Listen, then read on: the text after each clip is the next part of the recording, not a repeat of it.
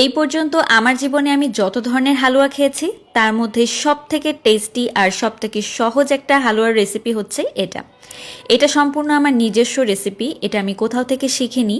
আমার রেসিপিতেই আমি হালুয়াটা তৈরি করেছিলাম প্রথমবার, আর খাওয়ার পরে এটা এত বেশি টেস্ট লেগেছে খেতে, তারপর থেকেই শবে বরাতে আমি এভাবে হালুয়াটা তৈরি করি। প্রথমেই দেখেন এখানে চিনি নিয়ে নিলাম 1.25 কাপ পরিমাণে, তার সাথে দিয়ে দিচ্ছি পানি। তো পানি এখানে আমি 1.5 কাপ পরিমাণে ব্যবহার করেছি। এখন এই চিনিটাকে আমি গলে আসা পর্যন্ত অপেক্ষা করব। আর আপনারা দেখতেই পাচ্ছেন চিনিটা কিন্তু একটুখানি আমি প্রথমেই গলিয়ে নিয়েছি, তারপর পানিটা অ্যাড করেছি, এতে করে কালারটা হালুয়ার দারুণ আসবে। 2টা এলাচ দিয়ে দিয়েছি মুখটা ফাটিয়ে। তো এলাচটা দেওয়ার পরে আমি কিছুক্ষণের জন্য একটুখানি জাল করে নেব, মানে চিনিটা গলে গেলেই হবে। এরপর শিরাটাকে নামিয়ে রেখেছি।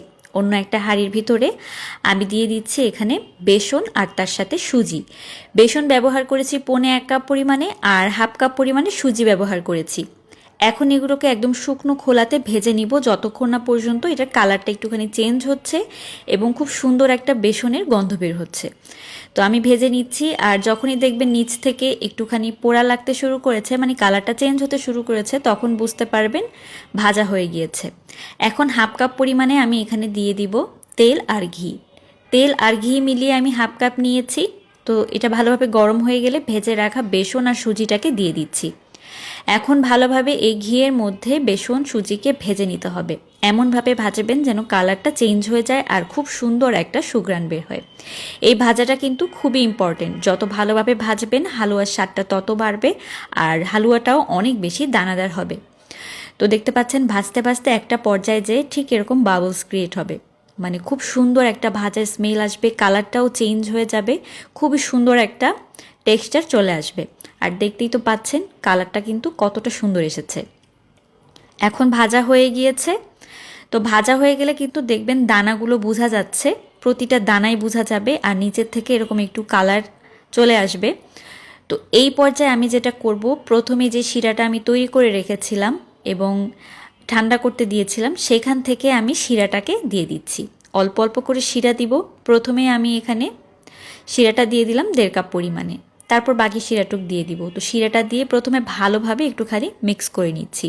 শিরাটা কিন্তু সম্পূর্ণই ব্যবহার করতে হবে, মানে অল্প অল্প করে। তো শিরাটা দিয়ে এখন ভালোভাবে আমি এটাকে কিছুক্ষণের জন্য মিক্স করে নিব, যেন দলা পেকে না যায়। যেহেতু শিরাটা অল্প অল্প করে ব্যবহার করছি, তো এখানে কিন্তু দলা পেকে যেতে পারে। তো সেই জন্য খুব ভালোভাবে একটুখানি মিক্স করবেন আর শিরা দিতে থাকবেন। এরকম নাড়তে নাড়তে দেখতে পারবেন একদম স্মুথ হয়ে গিয়েছে, আর ঠিক এরকম ঘন হতে শুরু করেছে। সেই পর্যায়ে দিয়ে দিবেন এখানে আপনাদের পছন্দ মতো ড্রাই ফ্রুটস। তো এখানে আমি কিশমিশ, কাঠবাদাম আর তার সাথে কাজু বাদাম নিয়েছি। আপনার এখানে যে কোনো ধরনের ড্রাই ফ্রুটসটা ব্যবহার করতে পারেন, আপনাদের যেটা ভালো লাগে। তো তারপর ভালোভাবে একটুখানি মিক্স করে নিচ্ছি। আর মিক্স করতে করতে দেখবেন এটা আরও শক্ত হয়ে আসছে, মানে একটু গাঢ় হয়ে আসছে। ঠিক এরকম পর্যায়ে চলে আসলে বুঝতে পারবেন হালুয়াটা একদম রেডি। তো এই হালুয়াটা কিন্তু শবে বরাতে আপনারা খুব সহজেই তৈরি করে ফেলতে পারবেন। চালের আটা রুটি দিয়ে খেতে দারুণ লাগে। হালুয়া রেসিপি ভালো লাগলে লাইক, কমেন্ট, শেয়ার করতে ভুলবেন না। আল্লাহ হাফেজ।